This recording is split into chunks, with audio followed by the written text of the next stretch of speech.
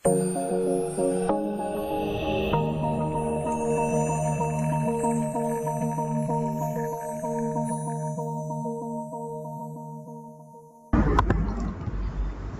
Assalamualaikum warahmatullahi wabarakatuh. Selamat pagi semuanya. Salam budi luhur. Ketemu lagi dengan saya, Eta Budi Perkasa, di video perkuliahan mata kuliah Desain dan Algoritma di pertemuan ke-11 yang membahas tentang strategi solusi langsung.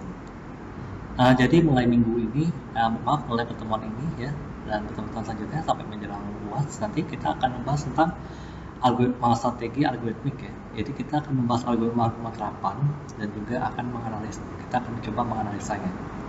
Ya. Yang pertama ini kita akan membahas tentang algoritma untuk strategi solusi langsung. Jadi strategi algoritmik itu apa? Jadi strategi algoritmik itu dari dua kata. Ya. Yang pertama itu strategi. Strategi itu rencana yang cermat mengenai kegiatan untuk mencapai tujuan khusus. Ya, itu namanya strategi. Kemudian algoritma itu adalah urutan langkah-langkah untuk memecahkan suatu masalah ya. Jadi bisa dikatakan bahwa strategi algoritmik adalah kumpulan metode atau teknik untuk memecahkan masalah guna mencapai tujuan yang ditentukan yang dinyatakan dalam suatu algoritma. Jadi kita menyusun sebuah algoritma untuk menyusun strategi, maksudnya seperti itu ya. Strateginya yang dari algoritma maksudnya. Nah, strategi algoritmik itu ada 4 kelompok ya. Yang pertama itu strategi solusi langsung, yaitu terdiri dari algoritma brute force dan algoritma greedy. Kemudian ada strategi berbasis pencarian pada state space, itu meliputi algoritma backtracking dan juga algoritma branch and bound. Kemudian ada strategi solusi top down, yaitu algoritma divide dan conquer. Dan terakhir ada strategi solusi bottom up, yaitu meliputi dynamic programming. Nah, sekarang kita akan membahas tentang kelompok yang pertama, yaitu strategi solusi langsung. Ketiga kelompok lain akan kita bahas minggu depan ya, di pertemuan selanjutnya. Nah, yang akan kita bahas pertama adalah tentang algoritma brute force ya. Algoritma brute force ini merupakan pendekatan yang straightforward untuk memecahkan suatu masalah yang biasanya didasarkan pada pernyataan masalah dan definisi konsep yang dilibatkan. Jadi straightforward ini maksudnya adalah maju terus ya, tidak ada mundur ini, jadi maju terus. Namun juga brute force, jadi dia dipaksa, kan force itu paksa, jadi dipaksa terus sampai ketemu ya. Nah, algoritma brute force ini dia memecahkan masalah dengan sangat sederhana dan langsung serta dengan cara yang jelas ya. Itu kalau brute force. Nah, karakteristik dari algoritma brute force apa saja? Jadi umumnya algoritma ini tidak cerdas dan juga tidak mampus, dan petik tidak cerdas ya. Bisa jadi ini algoritma yang cerdas ya, tapi perumpamaannya dikatakan ini tidak cerdas, jadi dan petik tidak cerdas ya. Tidak cerdas dan tidak mampus. Karena apa? Dia butuh jumlah langkah yang besar. Brute force itu butuh langkah yang besar, sehingga nanti kompleksitasnya akan tinggi ya, tidak rendah. Nah, brute force ini merupakan pilihan algoritma yang kurang disukai ya, karena ini dia selalu mencoba segala kemungkinan ya. Dia dipaksa harus berhasil, itu namanya brute force ya. Tapi walaupun kurang disukai, brute force ini dia efisien untuk masalah yang berukuran kecil. Brute force ini juga dapat diterapkan pada sebagian besar masalah ya. Nah, keuntungan dari brute force adalah mudah untuk diimplementasikan. Jadi kalau kalian masih pemula ya, mau bikin algoritma, mulailah dari brute force dulu ya. Kalau sudah berhasil, baru kalian coba-coba metode lainnya ya. Jadi ini tahap pertama dalam membuat algoritma biasanya.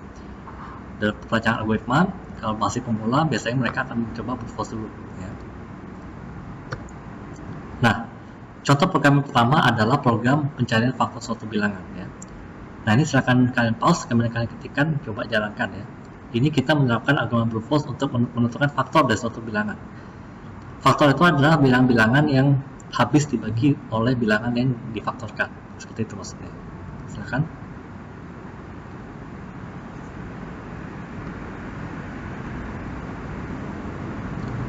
Oke, selanjutnya adalah algoritma bubble sort. Ini adalah algoritma penyortiran yang menerapkan penyusunan data ya, yang menerapkan algoritma bubble sort ya.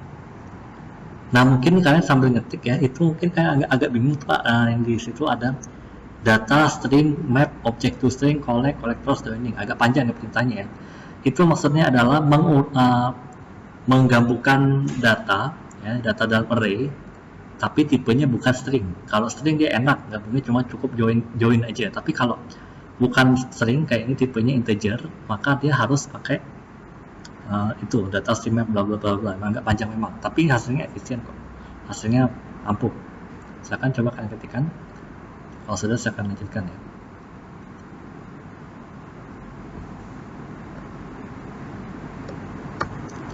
Kemudian program yang ketiga contohnya adalah program untuk menguji keprimaan suatu bilangan. Jadi bilangan prima itu kalian sudah belajar di matematika adalah bilangan yang hanya memiliki dua faktor, yaitu 1 dan juga bilangan itu sendiri. Ya. Jadi hanya dua faktor saja. Nah, ini programnya sangat ketikkan, di pause dulu ya, baru diketik. Ya, kalau sudah baru kita lanjut ke yang selanjutnya.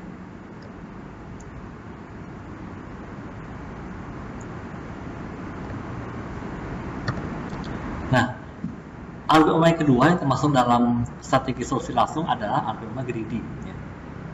Jadi greedy itu sendiri artinya adalah bisa katakan sebagai rakus, tamak, loba atau yang lainnya yang berhubungan dengan greedy ya. Ya intinya rakus saja gitu ya.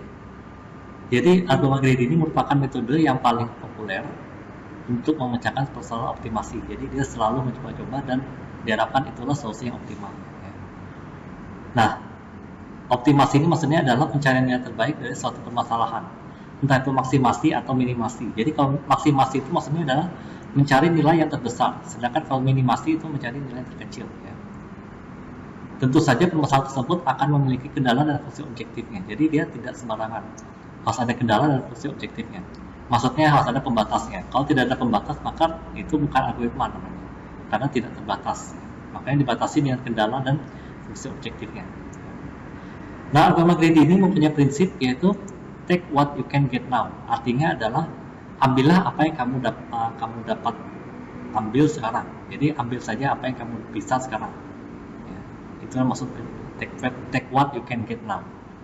Nah, contohnya adalah algoritma greedy ini adalah dalam pemilihan jenis investasi dalam misalnya saham atau ya apa usaha-usaha gitu lah yang berhubungan ekonomi itu investasi. Kemudian pencarian jalur terpendek antara dua kota. Jadi bisa diterapkan dengan algoritma greedy ini. Kemudian pemilihan jurusan pada perguruan tinggi bisa juga pakai algoritma greedy. Kemudian permainan kartu remi. Ya. Itu penerapan algoritma greedy contohnya. Ya. Nah, bagaimana cara kerja algoritma greedy ini? Jadi dia algoritma ini membentuk solusi step by step, ya, langkah demi langkah. Ya. Di mana setiap langkahnya itu harus dibuat keputusan yang terbaik dalam menentukan pilihan. Ya. Yang perlu diperhatikan bahwa setiap keputusan itu tidak dapat lagi diubah kalau sudah dibuat ya. Kalau sudah langkah selanjutnya maka itu tidak boleh lagi dirubah ya. Walaupun itu salah tapi tetap harus menanggung risikonya ya. Dia akan membuat pilihan optimum lokal yang seolah-olah akan memberikan perolehan terbaik pada setiap langkah sembari berharap bahwa sisa langkahnya itu bisa mengarahkannya ke solusi yang optimum global ya. Tapi ingat, tadi sudah saya bilang bahwa dia tidak dapat diubah lagi, oleh karena itu dia tidak akan memperhatikan konsekuensi selanjutnya. Jadi pilih aja, tapi dia tidak tahu konsekuensinya bakal kayak apa, ya, seperti itu. Nah, contohnya yang akan saya bahas di sini adalah tentang persoalan knapsack. Ya. Jadi knapsack ini arti bebasnya adalah karung. Jadi seolah-olah di dalam komputer itu ada karung untuk menampung data. Nah, knapsack ini ada dua jenis. Yang pertama itu 0-1 knapsack dan juga ada fractional knapsack. Ya. Jadi persoalan ini adalah memasukkan objek satu persatu ke dalam suatu knapsack atau karung tersebut ya, dalam karung tadi, dengan mengingat bahwa sekali objek itu dimasukkan ke dalam knapsack, maka objek tersebut tidak akan bisa dikeluarkan lagi. Ya. Itu namanya persoalan knapsack. Nah, kalau algoritma greedy, maka strateginya adalah ada 3 ya. Yang pertama itu greedy by profit, yaitu knapsack diisi dengan objek yang mempunyai keuntungan yang paling besar. Kemudian ada greedy by weight. Greedy by weight ini maksudnya adalah knapsack yang diisi dengan objek yang mempunyai berat yang paling ringan. Lalu ada greedy by density. Greedy by density ini adalah knapsack yang diisi dengan objek yang memiliki densitas atau kepadatan, atau kalau bisa dikatakan sebagai perbandingan profit dan weight, atau simbolnya adalah PI per WI yang terbesar ya. Itu namanya greedy by density. Tapi kalau strategi greedy ini dia tidak menjamin akan memberikan solusi yang optimal. Jadi dia tidak mesti optimal, atau maksudnya adalah tidak mesti optimal global. Bisa jadi itu hanya optimal lokal saja. Ya. Namanya juga greedy, rakus. Jadi dia mencoba-coba terus walaupun itu tidak optimal. Ya.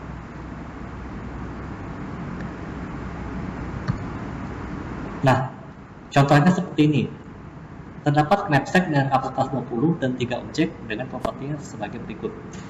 Objek pertama itu weight 18 dan profitnya 25. Kemudian objek kedua itu weight 15 dan profitnya 24. Kemudian objek ketiga ya, weight-nya 10 dan profitnya 15 ya. Kita akan menyelesaikan persoalan knapsack ini menggunakan aturan greedy by density ya. Caranya bagaimana? Misalkan kalian ketikkan programnya. Program ini ada 2 part ya. Jadi saya ketikkan part pertamanya dulu. Kalau sudah di save ya, di pause dulu ya, di pause, kemudian ketik, kemudian di save ya, lalu lanjut ke bagian kedua ya. Nah, ini bagian pertamanya ya. Bagian pertamanya ini.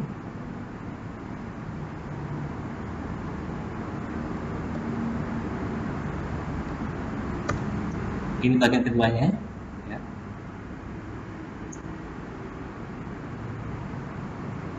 Nah, kalau sudah silahkan coba running dan itu akan ada hasilnya, X-nya berapa. Nah, X-nya berapa itulah merupakan solusi optimumnya. Dan juga keuntungan maksimumnya juga tercetak ya. Kalau nggak salah itu X-nya adalah 0,5, 1,0 ya, dan 0,5. Jadi 0,5, 1,0, 0,5 itu X-nya. Dan keuntungan maksimumnya adalah 31,5. Kalau kalian mau cari tahu lebih lanjut, silakan kalian cari searching aja di Google ya. Bagaimana cara penghitungan manualnya ya, knapsack ini. Saya hanya menjelaskan saja, tapi kalau penghitungan manualnya silakan kalian cari saja di Google ya.